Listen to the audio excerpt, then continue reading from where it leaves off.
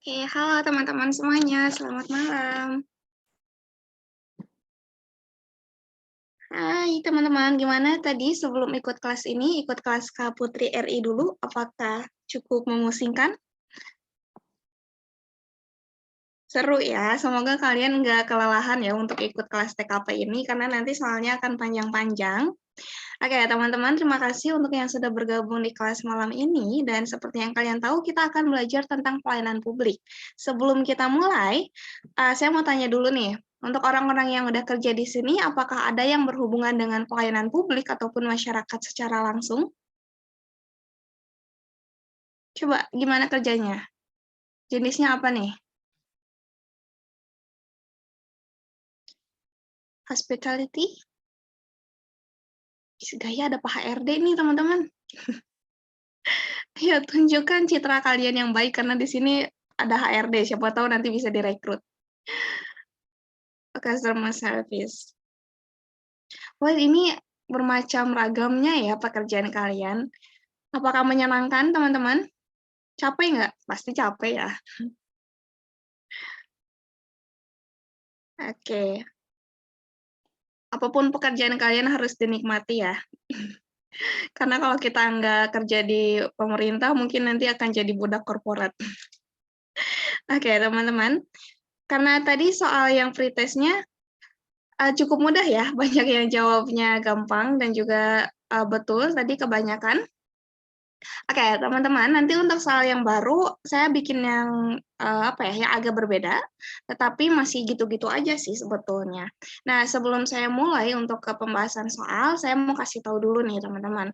Untuk trik lagi, untuk trik jawab pertanyaan apapun itu ya yang jenisnya TKP, pastikan kalian memilih opsi yang memang, masuk akal ya, bukan di luar Nurul atau di luar Fikri dan di luar prediksi BMKG. Pastikan memilih opsi yang memang masuk akal dan juga logis. Dan yang kedua, kita harus memilih opsi yang bijak. Kalau misalkan di soalnya ada yang 2 masalah ataupun 2 topik yang dihadapkan, dan jika jawabannya ada win-win solution, pastikan kalian memilih yang itu. Kalau misalkan di jawabannya cuma ada satu, tetapi di jawaban yang selanjutnya ada win-win solution, ya pasti pilih yang itu, teman-teman. Karena di soal tersebut membahas 2 topik, kayak gitu. Lalu, utamakan jawaban yang ada action ataupun solusinya. Jangan yang cuma sekadar omong kosong gitu, ataupun menyarankan sesuatu tapi nggak ada action nyatanya. Lalu pilihlah jawaban yang memang sesuai dengan permasalahan yang dihadapi. Kayak gitu teman-teman. Itu untuk trik yang jawab cepatnya untuk soal apapun itu, mau TIK, pelayanan publik, tentang profesionalisme dan juga sebagainya. Untuk apa lihat IG saya teman-teman? Saya bukan selebgram. Oke, saya akan share screen dulu ya.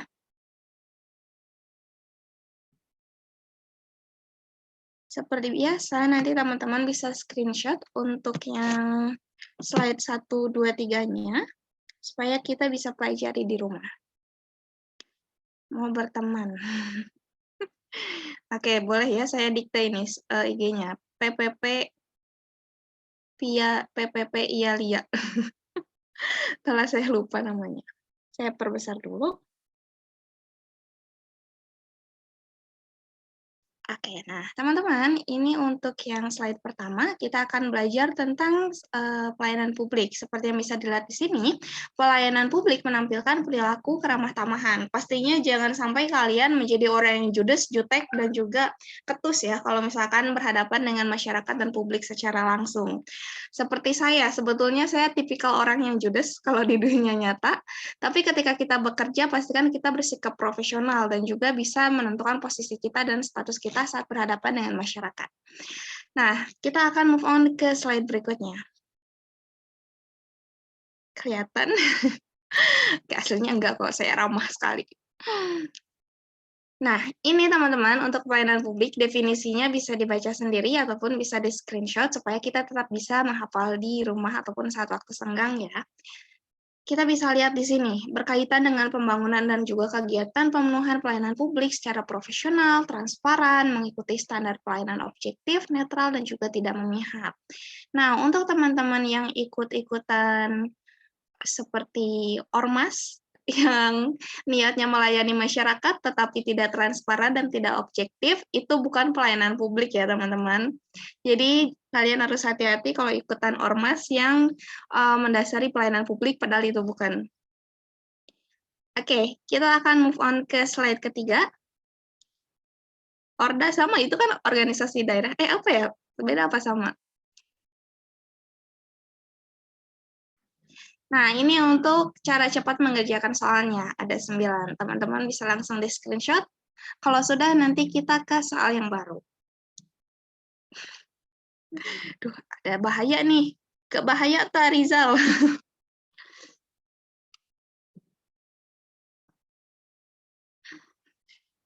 Hai member. Oke. Kita ke soal yang baru ya, teman-teman. Materinya nanti dapat. Karena kalian kelas premium kan, bukan Pertalite ya. Oke. Ya, nanti dikirim sama Mindy ya. Di aplikasi kalau nggak salah. Oke, seperti biasa teman-teman, kalian jawabnya di polling dan akan saya kasih waktu. Kalau sudah siap polling, silahkan komen. Yes.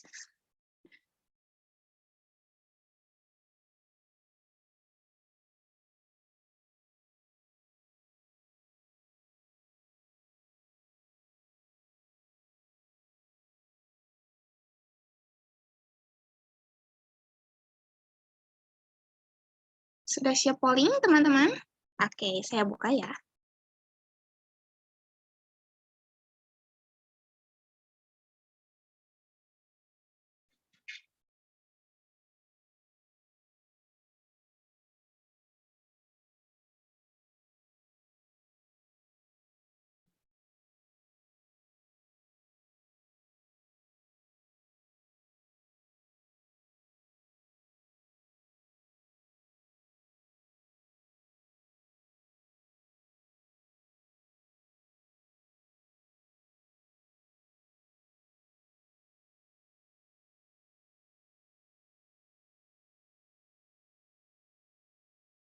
Oke, saya tutup sampai 70%.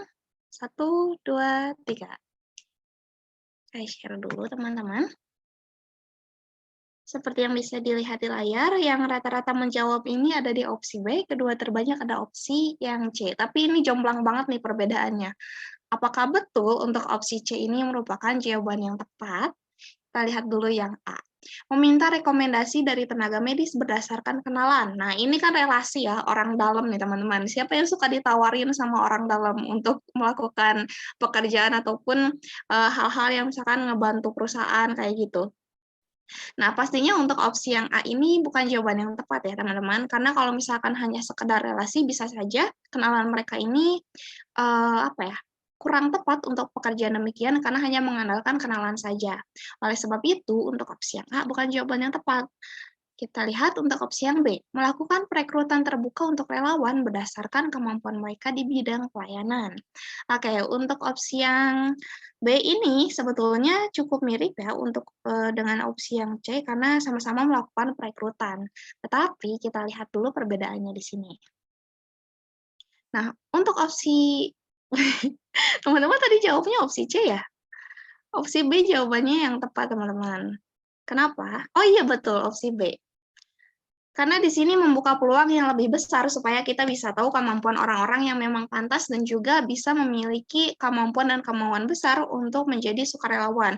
Sekalipun ini hanya bersifatnya volunteer, tetapi pastikan mereka itu paham betul dengan tugas tenaga medis dan juga yang berkaitan dengan kesehatan. Beda dengan yang opsi C, melakukan perekrutan terbatas untuk menyaring sukarelawan yang benar-benar mau ikut serta.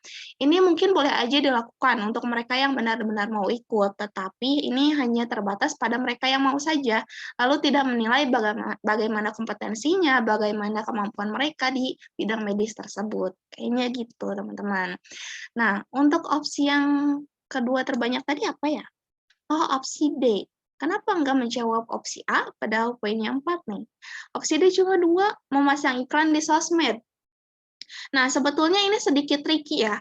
Di sisi lain ini ada positifnya, supaya kita bisa menggait orang secara keseluruhan dan juga bisa menarik minat mereka. Tetapi yang menjadi poin kurangnya di sini adalah ini bisa aja dilakukan oleh siapapun. Kita tidak bisa menilai apa ya latar belakang mereka secara keseluruhan, karakter mereka dan juga kemampuan mereka di bidang medis. Jadi ini sedikit tricky teman-teman. Dan juga jawabannya mengecoh. Oleh sebab itu mungkin kalian kurang fokus untuk yang jawab opsi D. Oke, kita ke slide berikutnya, siap? Relawan kadang-kadang melawan.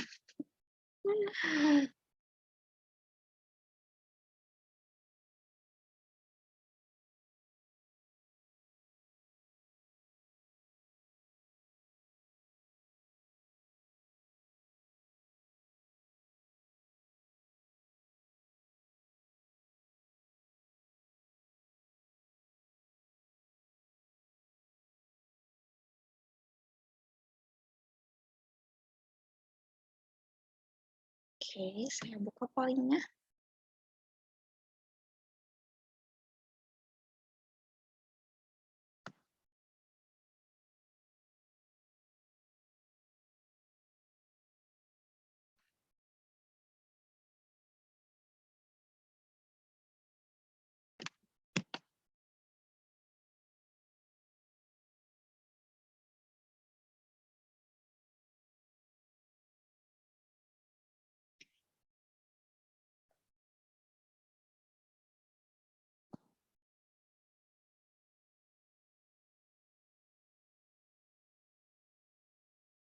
Kalau salah pilih nggak bisa diulang lah, nanti orang lain juga salah.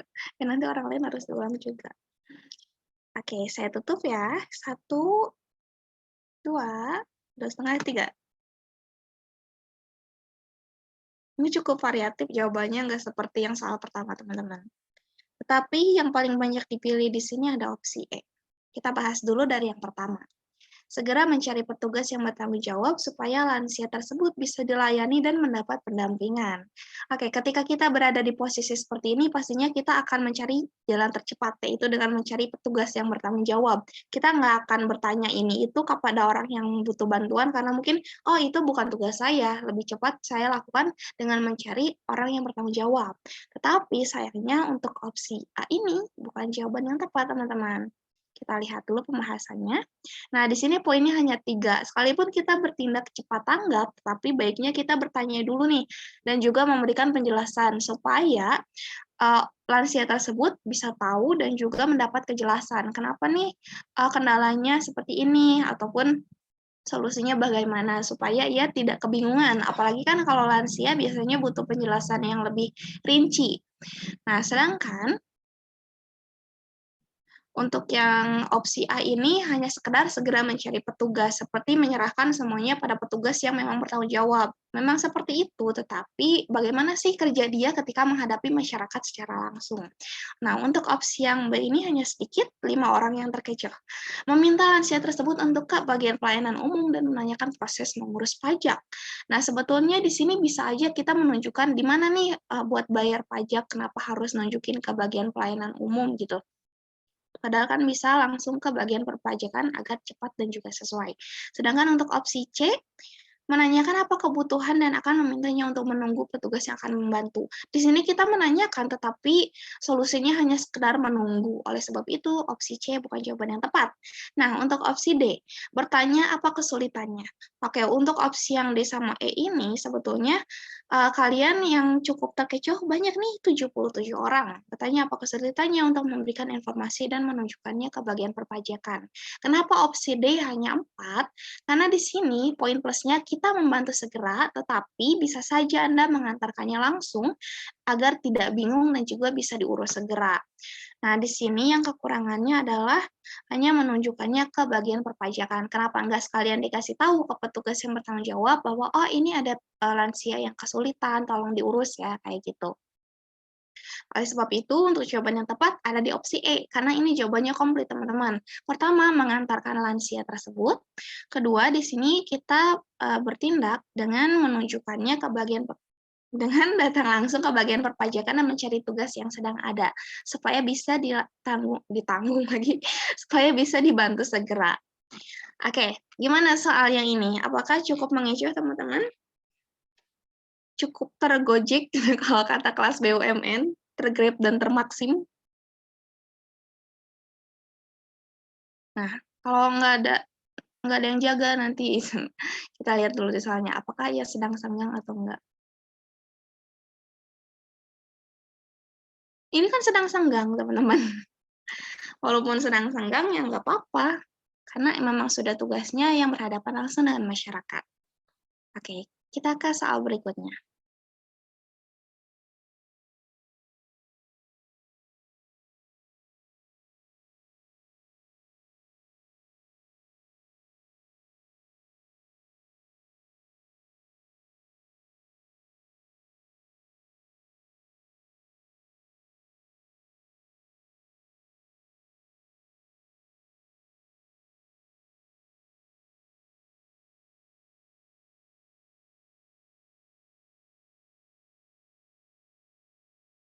Oke, yang lainnya sudah siap polling?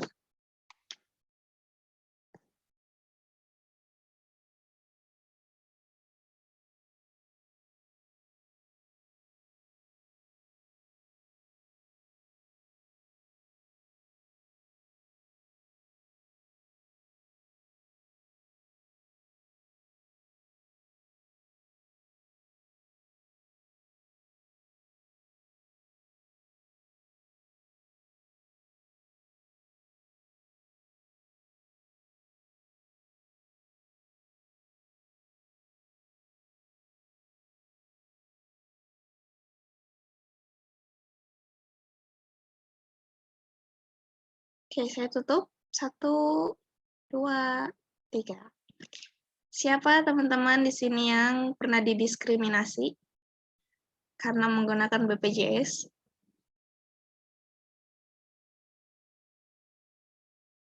Gimana nih ceritanya, teman-teman? Apakah perawat ataupun tenaga medisnya ketus?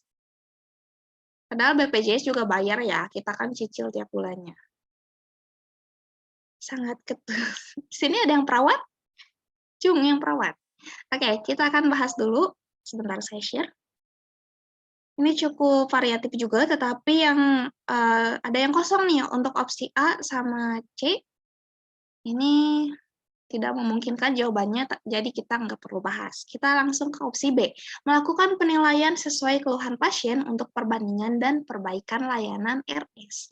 Oke, untuk opsi B ini sebetulnya bagus, teman-teman, tetapi yang menjadi kekurangan di sini adalah kita hanya melakukan perbandingan, tetapi gimana nih untuk yang si pasien yang ataupun wali yang melakukan keluhan tersebut?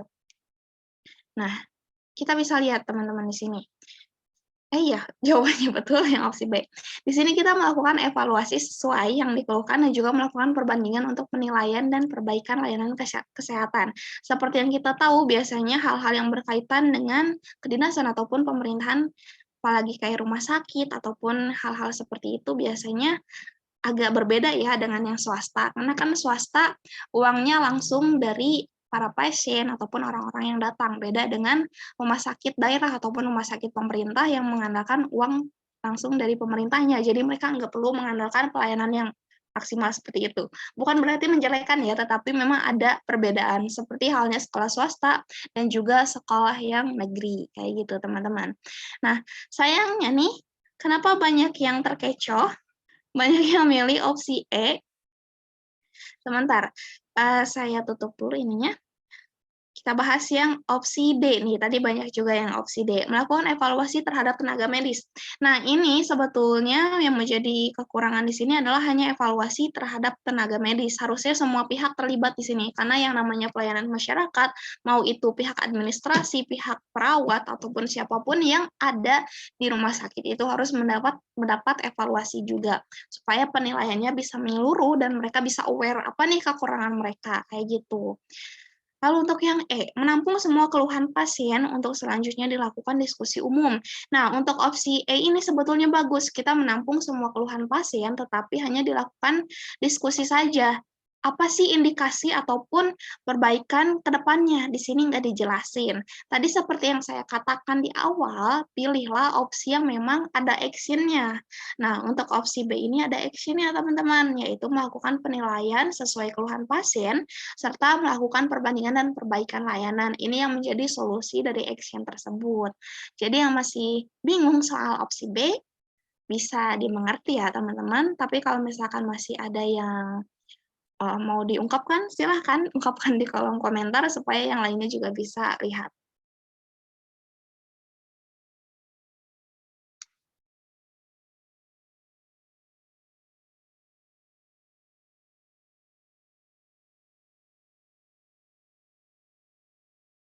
Iya, itu untuk semua soal TKP, teman-teman. Jadi secara umum ya, Kak Astri.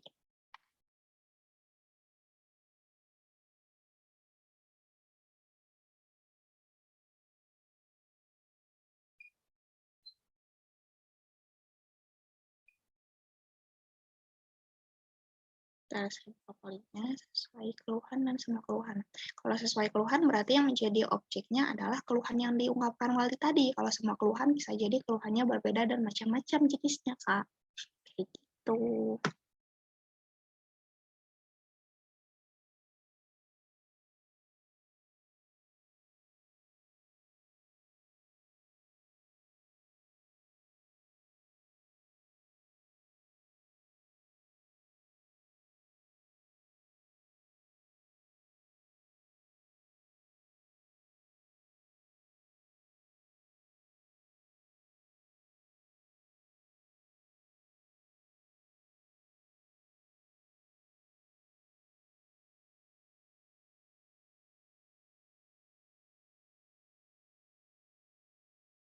Baru 60%-an yang jawab, nanti saya tutup setelah 70%.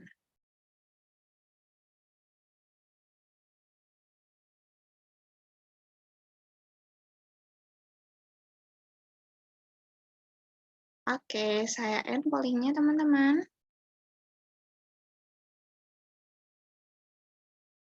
Soalnya ditampilin di layar kok, itu mungkin sinyal. Oke, yang banyak dipilih di sini ada opsi D dan juga opsi C. Nih, kita bahas dulu dari yang A ya. Mempertahankan kinerja kantor Pemda untuk pelayanan maksimal yang bisa menjangkau seluruh masyarakat. Sebetulnya untuk opsi A ini bagus teman-teman, karena kita mempertahankan kinerja supaya tetap bisa bekerja secara maksimal. Tetapi yang menjadi kekurangan adalah gimana nih oknumnya? Kita tahu kan di setiap kantor, dinas, atau apapun itu, bahkan yang swasta juga pasti ada oknum nih. Kalau dikumpulin mungkin udah satu RT itu oknumnya. Nah, di sini untuk opsi A ini tidak menyentuh sama sekali tentang oknum yang kita sebutkan di soal. Oleh sebab itu untuk opsi A bukan jawaban yang tepat. Kita lihat lagi untuk yang opsi B. Memecat secara tidak hormat. Nah, sebetulnya ini boleh saja dilakukan ya teman-teman kalau misalkan atasannya sangat tegas, tetapi perlu diperhatikan bahwa memecat secara tidak hormat itu, seperti apa sih konsekuensinya ataupun, misalkan kasus yang dilakukan seperti apa. Kalau misalkan itu masih kasus kecil, misalkan pungli yang cuma sekedar beberapa puluh ribu ataupun ratusan ribu, mungkin itu masih bisa dibicarakan secara disipliner. Nah, tetapi yang menjadi kekurangan untuk opsi B ini tidak menyentuh masyarakatnya. Harusnya ketika ada oknum dan juga masyarakat yang terlibat di soal, pastikan kalian memilih kedua pihak tadi. Makanya untuk opsi B ini bukan jawaban yang tepat. Kita lihat dulu yang C sebelum kita mulai ke pembahasan yang jawaban yang tepat. Meminta masyarakat lebih waspada dan tidak memberikan uang pungli. Ini sebetulnya jawabannya cukup mendekati, teman-teman, karena kita aware bahwa masyarakat harus diedukasi. Tetapi di sini juga tidak menyentuh si oknumnya, hanya pada masyarakatnya saja. Oleh sebab itu, untuk opsi D merupakan jawaban yang tepat. Karena di sini kita melakukan action. Pertama, kita melakukan pembersihan oknum. Kalau oknumnya dibersihin, mungkin akan sangat sedikit tersisa orang-orang yang jujurnya ya. Dan juga di sini, action kedua adalah kita menjaga ataupun mengedukasi masyarakat dari pungli tersebut, supaya mereka ini aware bahwa, oh udah nggak ada lagi pungli nih, berarti pelayanan bisa dilakukan secara gratis, kayak gitu teman-teman. Oke, dapat dipahami ya untuk yang soal kali ini. Kalau misalkan ada yang masih bingung, boleh di kolom komentar.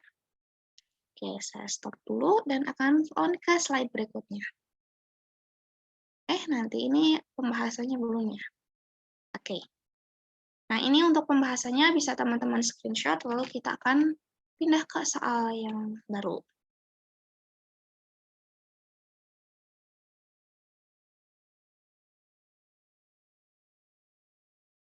Oke, jawabannya yang D.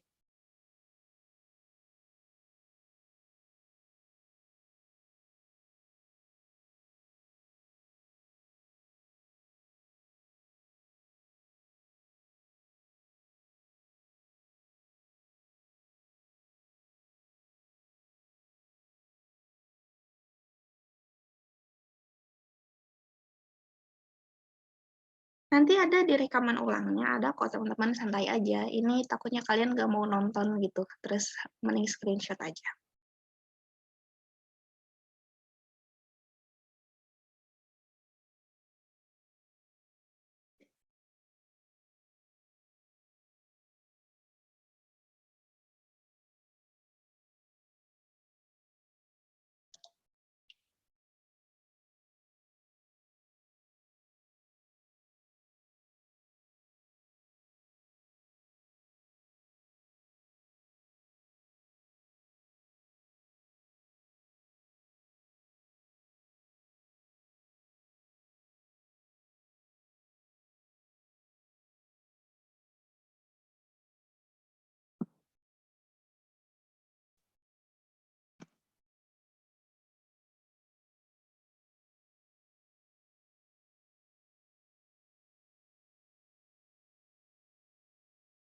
Oke, saya tutup. 1, 2, 3.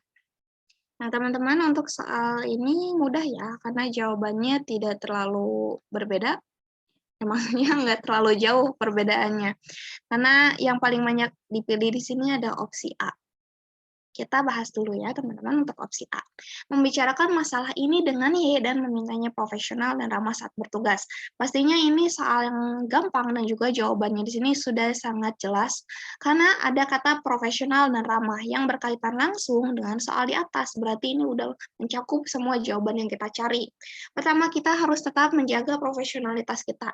Nah, teman-teman, yang perlu diperhatikan untuk soal pelayanan publik ini bukan hanya tentang bagaimana kita melayani masyarakat, tetapi juga bagaimana kita berkomitmen untuk menjaga profesionalitas kita saat bekerja dan juga menjaga prinsip untuk tetap pada peraturan kerja kayak gitu teman-teman. Jadi harus fokus ya untuk yang pelayanan publik itu kadang mirip-mirip sama profesionalisme.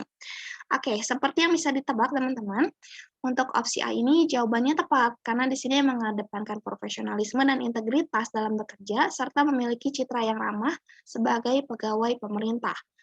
Teman-teman pernah merasa nggak ketika kita berhadapan langsung dengan pegawai pemerintah ini, kadang mereka tidak seramah yang kita pikirkan, karena mungkin lelah juga ya. Tapi saya harap teman-teman bisa ramah ketika kalian diangkat jadi PNS nanti. Oke, untuk yang opsi kedua terbanyak tadi ada di opsi E, 28 orang. Meminta Y untuk setidaknya ramah saat jam kerja. Nah, ini lebih seperti kita memaksakan kehendak kita. Walaupun untuk opsi A ini juga sama ya, kita memaksa si Y ini untuk ramah, tetapi kalau untuk opsi E ini hanya sekedar saat dia bekerja. Ya udah kamu pasang wajah aja gitu, pasang wajah yang berbeda saat kamu bekerja. Ini terkesan seperti apa ya? Pencitraan yang berbeda dari asli dan juga saat dia bekerja, kayak gitu. Oke, kita akan move on ke soal berikutnya, teman-teman.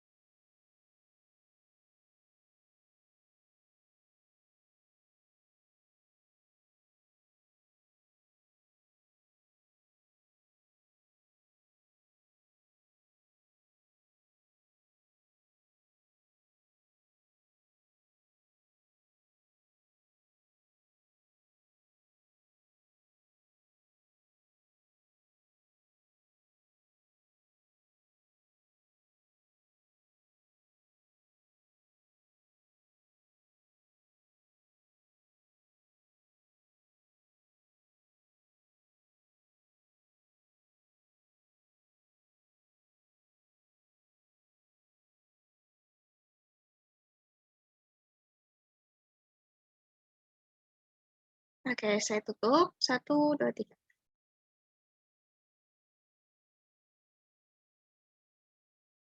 Kita bahas dulu untuk yang opsi A. Mengancam tidak akan membagikan bantuan tunai dan sembako jika warga tidak mau tertib antri. Nah, teman-teman, yang perlu diperhatikan di sini mungkin ancaman bisa menjadi cara yang efektif ya supaya mereka aware bahwa mereka itu salah karena sudah menyerobot antrian. Tetapi yang menjadi tricky di sini untuk beresiko adalah ketika mengancam terus benar-benar nggak dikasih nih bantuannya, akan dipakai apa dan oleh siapa nih? Jadi untuk opsi A ini bukan jawaban yang tepat, teman-teman, sekalipun misalkan, opsinya ini nilainya 4, karena di sini warga harus, aware ya akan kesalahan mereka, namun harus ada aksi nyata untuk menghindari hal serupa, jangan hanya sekedar ancaman saja. Kita harus bisa, istilahnya terjun langsung ke antrian tersebut sebagai petugas, supaya kita juga bisa menenangkan mereka. Nah, untuk opsi yang B, menutup akses antrian dan membatasi hanya untuk warga yang tidak ikut rusuh. Nah, ini lebih tricky lagi, teman-teman. Ketika menutup akses antrian, berarti akses bantuan mereka juga ditutup. Ini gimana nih laporan untuk ke pusatnya? Pastinya ini akan lebih trouble-nya akan lebih bermasalah ya, karena berpotensi membuat keributan baru dan tidak jelas akan diapakan bantuannya. Lalu untuk opsi C, mayoritas menjawab opsi C nih, menunda pembagian sembako sembari mengurus antrian dengan memisahkan perusuh. Ini merupakan jawaban yang tepat selain kita memilih opsi yang bijak untuk menentukan keputusan kita saat mengatur pembagian bantuan. Di sini kita juga mengambil aksi nyata yaitu dengan pertama menunda pembagian sembako, kedua kita memisahkan si perusuh ini dari orang-orang yang antrinya tertib. Makanya untuk opsi C ini merupakan jawaban yang tepat. Sedangkan untuk opsi yang D, teman-teman banyak yang jawab opsi D juga nih, melaporkan hal ini pada pihak berwajib. Nah, perlu diperhatikan apakah di soal ini ada kata korban? Nggak ada ya, teman-teman. Jadi untuk opsi D ini kurang tepat karena tidak ada korban serius. Mereka cuma korban adu mulut dan itu disebabkan oleh diri mereka sendiri. Oke, kita ke soal berikutnya.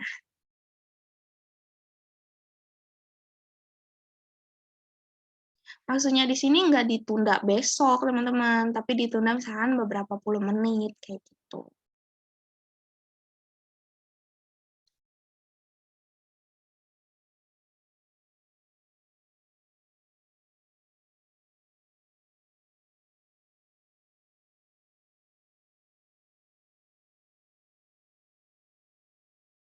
Ya, betul, Kak Astrid.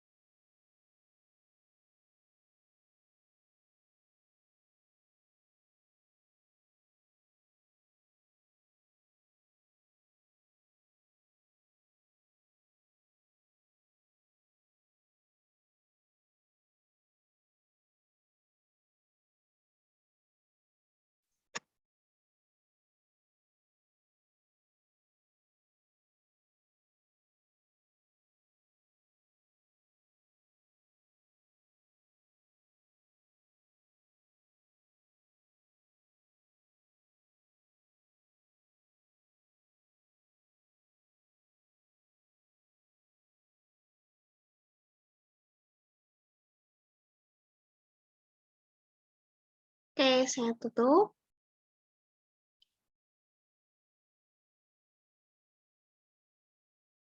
Bentar, saya share dulu. Oke, opsi A ini lumayan banyak, ada 88 orang. Kita lihat, rekan Anda hampir pingsan saat melakukan cek kesehatan bagi warga lansia di kantor desa. Ia kelelahan dan belum sempat sarapan. Kepala perawat memintanya untuk istirahat dan tidak memaksakan diri. Maksudnya, apa yang akan Anda lakukan? Oke, untuk opsi yang A ini sebetulnya bisa menjadi solusi tercepat, teman-teman, supaya antriannya tidak membludak. Dan apakah opsi A ini jawabannya tepat? Oke, sayangnya untuk opsi A ini masih kurang ya poinnya. Walaupun bagus ini poinnya 4, tetapi masih belum 5. Kenapa? Karena di sini kita mengarahkan para lansia, tetapi terkesan seperti rekan Anda yang harus menghandle semua saat antrian menumpuk. Terus apa sih yang akan Anda lakukan gitu? Kita juga harus ikut terlibat. Kenapa? Karena yang seperti saya bilang tadi, kita harus melakukan hal-hal yang memang solutif dan juga ada action-nya, bukan hanya kepada orang lain, tetapi juga dilakukan oleh diri kita sendiri. Untuk opsi yang B, lebih memprioritaskan cek kesehatan bagi lansia di antrian saya sebagai tanggung jawab. Ini sebetulnya bagus karena kita ingin pekerjaan kita maksimal dan juga memenuhi prioritas tanggung jawab kita. Tetapi kita harus melihat situasinya, harus pintar baca situasinya, teman-teman. Apalagi ketika ada kesulitan seperti ini, kita jangan mau enak sendiri. Nah, untuk opsi B ini lebih ke enak sendiri aja gitu. Opsi yang C, hanya 17 orang, mempercepat pengecekan. Ini sebetulnya boleh aja kita mempercepat, tetapi pastikan ini dilakukan dengan benar ya. Bukan karena pengen asal cepat aja gitu, karena buru-buru terus mereka nggak mendapat pelayanan yang maksimal. Makanya opsi C ini bukan jawaban yang tepat. Opsi D, menutup akses antrian. Nah, ini sebetulnya kayak kasus yang tadi sebelumnya. Di sini juga kekurangannya adalah karena hal ini akan mengecewakan para lansia yang sudah mengantri dan mereka tidak akan mendapatkan pelayanan kesehatan. Jadi ini tidak sesuai dengan prosedurnya. Untuk opsi E ini merupakan jawaban yang tepat karena di sini kita mengorganisir para lansia supaya kita bisa cepat mengurus antrian dan juga tetap menjaga kondusivitas pelayanan cek kesehatan. Kayaknya saya tipu nih, kondusivitas itu pakai V kan, bukan F. Oke. Gimana? Belum paham yang E? Kenapa? Meminta para lansia yang akan cek kesehatan. Gini, untuk opsi E ini kita melakukan action kita sendiri langsung nih dengan cara meminta para lansia yang akan cek kesehatan, ibu-ibu, bapak-bapak yang mau cek kesehatan, tolong antri ya ke tempat-tempat yang kosong, bisa diarahkan kayak gitu istilahnya teman-teman. Jadi ini bertindak cepat tanggap ataupun proaktif. Oke, kita ke soal berikutnya. Jadi yang tadi belum paham, sudah paham atau gimana?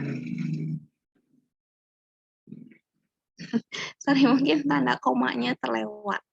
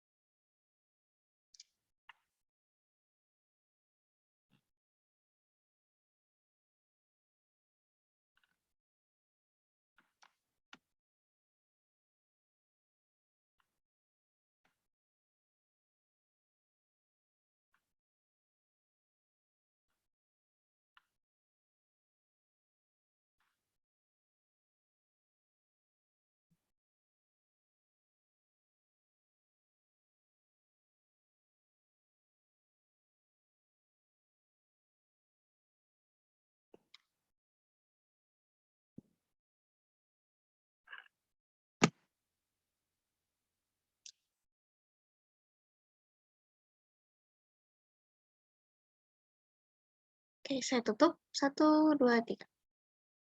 Teman-teman, padahal ini banyak ya, 359 orang yang jawab, tetapi maksudnya yang join, tetapi hanya 243 orang yang jawab, padahal udah hampir 1 menit. Kita lihat dulu. Sebelumnya, teman-teman pernah ini nggak jadi korban di bank yang kalau nukerin ataupun mau tarik tunai, terus dapatnya uang yang tiba-tiba gitu di lembaran tengahnya tuh ada uang yang berbeda gitu. Sebetulnya ini bukan kasus yang asal-asalan ya, ini juga sempat terjadi di beberapa bank dan kita harusnya berhati-hati ketika misalkan ngambil uang di bank karena biasanya ada juga teller yang kurang baik ya. Jadi mereka nyumputin lagi, ngumpetin uang kecil gitu di belahan yang 100.000. Oke, kita lihat dulu untuk opsi yang A, ada 35 orang meminta maaf dan segera mengganti kerugian uang yang dialami nasabah. Sebetulnya ini boleh aja dilakukan, tetapi kita lihat dulu apakah langsung memberikan, ganti rugi nasabah ini merupakan, hal yang tepat. Nah, di sini poinnya 4, karena di sini kita bertindak cepat dan proaktif, tapi baiknya melakukan konfirmasi dulu dan juga penghitungan kembali. Jangan langsung mengganti kerugiannya, karena bisa jadi mungkin, nasabahnya yang salah ataupun mencoba mengecoh kita sebagai teller. Sedangkan untuk opsi B, tadi teman-teman yang jawab opsi B ada 114 orang, meminta nasabah untuk memberikan uang tersebut dan mengecek kembali jumlahnya dengan benar baru mengganti kerugiannya. Di sini merupakan jawaban yang tepat karena kita bertindak responsif atas kelalaian yang terjadi dan juga bertanggung jawab serta melakukan pengecekan dan ganti rugi sesuai prosedur. Jadi di sini kita melakukan pengecekan dulu untuk konfirmasi dan nggak langsung ganti rugi gitu, karena hal ini juga akan berakibat fatal sebagai teller dan juga merugikan pihak bank, kayak gitu. Bukannya D ya, kita bahas dulu yang C, meminta security untuk cek CCTV. Nah, di sini sebetulnya bisa jadi menyinggung si nasabahnya ya, karena walaupun kita ingin lebih yakin, tetapi jika dilakukan di depan nasabah, hal ini terkesan tidak baik. Untuk opsi yang D, menolak ganti rugi karena pemeriksaan uang tadi tidak dilakukan di depan teller. Nah, masalahnya di sini adalah si maaf, nasabah tadi masih berada di dekat teller itu, yaitu ia berniat pulang, tapi ia berhenti di depan pintu masuk selama beberapa saat. Berarti dia masih ada di ruang lingkup dekat dong, bukan berarti dia udah di parkiran gitu, terus agak lama dia balik lagi, tetapi dia berhenti sesaat. Nah, di sini juga bisa dibuktikan misalkan dengan CCTV ataupun security yang bertugas, karena biasanya kan security itu ada di depan pintunya. Yang B nggak minta maaf tapi Kak. Oke, di sini karena kita memberikan uang tersebut dan mau cek kembali jumlahnya. Oke, ya untuk menjadi kekurangan di opsi B ini karena mereka nggak minta maaf. Tetapi yang lebih gentingnya lagi adalah pertama kalau misalkan kita langsung mengganti kerugian, dan yang lebih gentingnya lagi adalah kalau nggak mau ganti rugi sama sekali. Kayak gitu teman-teman. Jadi tidak selalu jawaban itu akan selalu win-win solution ataupun perfect all in one. Kayak gitu, nggak all in kayak Aldi Taher ya teman-teman. Oke, kita ke soal berikutnya.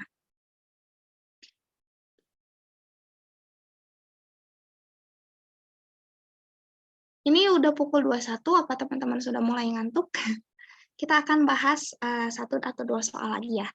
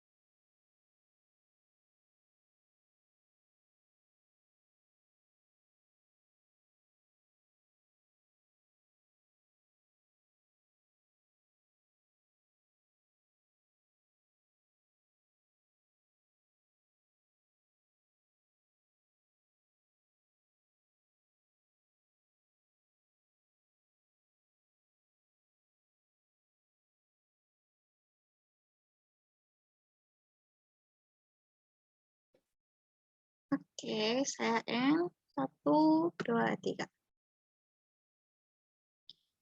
Ya, opsi A ini paling banyak dipilih, tetapi jawabannya cukup variatif juga. Yang A, mempertimbangkan rekomendasinya dan akan menilai berdasarkan track record kerjanya. Kita lihat dulu pembahasannya, teman-teman. Nah, sayangnya untuk opsi A ini yang paling banyak dipilih bukan jawaban yang tepat. Karena ada pertimbangan sebelum keputusan, tetapi baiknya katakan tidak sesuai. Karena di sini sudah dijelaskan dalam soal, Anda tahu bahwa rekomendasinya tidak sesuai dan saudaranya baru beberapa tahun bekerja di Dinas Kesehatan. Ini udah jelas loh, tidak sesuai. Nah, sedangkan ketika kita memberikan pertimbangan, oh nggak apa-apa, saya pertimbangin dulu ya rekomendasinya. Nah, ini seperti memberikan harapan. Nanti bisa jadi orang tersebut akan merasa seperti, "Oh oke saya ada harapan nih nanti saya kasih tahu ke saudara saya," kayak gitu. Nah ini lebih ke ngandelin relasi juga. Untuk opsi yang B, 58 orang mengatakan tidak akan menerima titipan jabatan dan rekomendasi yang subjektif. Ini merupakan tindakan tegas karena di sini sifatnya bergantung demi pekerjaan yang sesuai dan juga profesional oleh ahlinya. Jangan hanya mengandalkan rekomendasi dari rekan kerja kita hanya karena dia punya relasi nih atau istilahnya orang dalam ya teman-teman. Dan juga di sini kita bertindak supaya tidak mudah terpengaruh oleh nepotisme. Di sini jelas bahwa rekomendasinya subjektif, hanya karena dia punya saudara yang bekerja di bagian kesehatan, terus tiba-tiba, "Ih, ini boleh dong rekomendasiin jadi kepala pusat gini-gini," padahal baru beberapa tahun bekerja. Nah, ini menjadi hal yang subjektif. Jadi teman-teman perlu perhatikan ya, jangan sampai terkecoh lagi. Oke, kita ke yang opsi C. Mengatakan bahwa rekomendasinya tidak sesuai dengan kualifikasi. Ini sebetulnya lebih bagus loh teman-teman dibanding opsi yang A. Kenapa? Karena di sini sifatnya transparan, sama kayak kisi-kisi yang di slide pertama tadi ya. Tetapi kurang tegas bahwa rekomendasi relasi yang tidak sesuai tidak bisa diterima dan harusnya kita memang mengatakan itu sedari awal. Untuk opsi yang D, mempertimbangkan masa percobaan. Nah, ini lebih tricky lagi, tapi sayangnya ada 27 orang yang terkecoh. Karena sama saja kita nggak mengikuti standar kualifikasi yang sudah ditentukan, hanya sekedar menerima karena rekomendasi. Walaupun di sini sifatnya hanya percobaan, tetapi lebih baik dihindari saja. Lalu untuk opsi yang E, meminta rekan saya untuk mencarikan rekomendasi yang sesuai kualifikasi. Walaupun misalkan kita ingin kualifikasinya sesuai, tetapi karena orang tersebut orientasinya sudah pada saudaranya, bisa jadi mindset dia adalah dengan orang yang memang serupa ataupun relasi-relasi dia lainnya kayak gitu. Jadi untuk opsi yang E ini juga bukan jawaban yang tepat. Kita ke satu soal terakhir ya teman-teman, karena soalnya juga sudah habis, dan kita akan akhiri kelas ini setelah soal yang baru.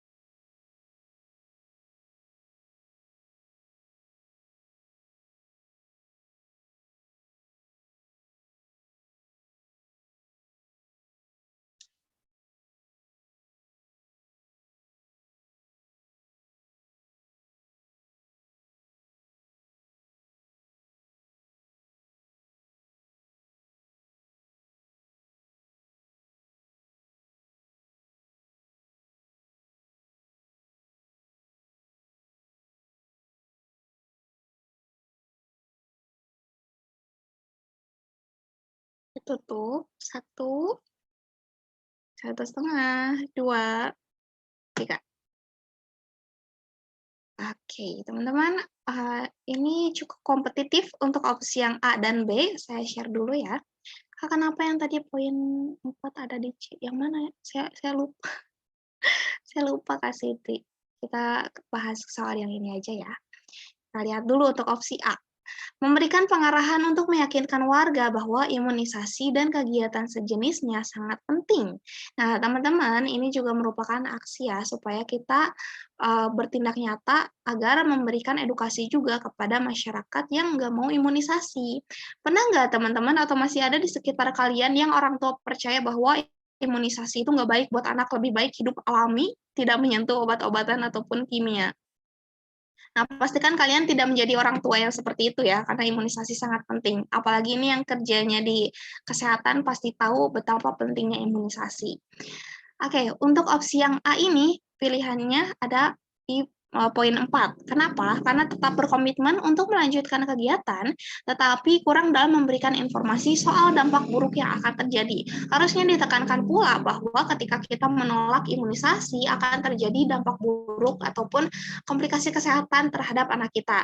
Nah, di sini kita hanya memberikan pengertian bahwa pentingnya imunisasi itu untuk anak-anak kita gitu, hanya untuk meyakinkan saja. Dan juga Di sini kegiatan sejenisnya sangat penting. Jadi hanya fokus ke satu masalah saja. Harusnya ditekankan pula bahwa memberikan informasi soal dampak buruk itu juga sama pentingnya, supaya mereka lebih yakin dan memiliki kesadaran sendiri. Oke, untuk opsi yang B, memberikan informasi soal pentingnya imunisasi dan memberitahu dampak buruk. Nah, ini sudah win-win solution, teman-teman, karena menginformasikan pentingnya imunisasi dan memberitahu dampak buruk sehingga warga bisa sadar dan juga mau kooperatif. Seenggaknya kita menyentuh mata hati mereka nih, bahwa ini demi kebaikan anak-anak kalian, kayak gitu. Jadi untuk opsi yang A ini ada kekurangannya dibandingkan opsi yang B. Oke, tapi kegiatannya kan bukan cuma imunisasi, ini kegiatannya sosialisasi soal posyandu dan imunisasi, teman-teman. Kayak gitu. Oke, ini sudah di-screenshot soalnya. Kalau misalkan teman-teman malas untuk melihat recording-nya, bisa di-screenshot ya. Oke, sudah belum mau saya stop sharing?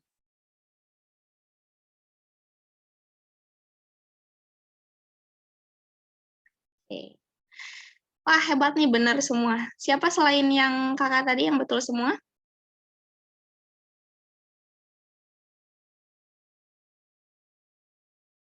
Hebat kawayan. Oke, teman-teman, soal kali ini cukup mudah ya, nggak terlalu hot and spicy. Semoga teman-teman nggak terbawa mimpi buruk untuk soal TKP ini dan bisa tidur nyenyak. Tetap sehat dan tetap semangat, teman-teman. Nanti untuk yang masih ikut kelas TKP, kita bertemu lagi hari Jumat dan kita akan belajar soal jejaring kerja. Oke, teman-teman, semoga kalian bisa tidur nyenyak dan istirahat yang cukup ya. Terima kasih yang udah hadir di kelas malam ini. Semoga sehat selalu dan terima kasih juga untuk pertanyaannya, saran dan kritiknya yang kalian sampaikan di komentar. Oke, terima kasih teman-teman.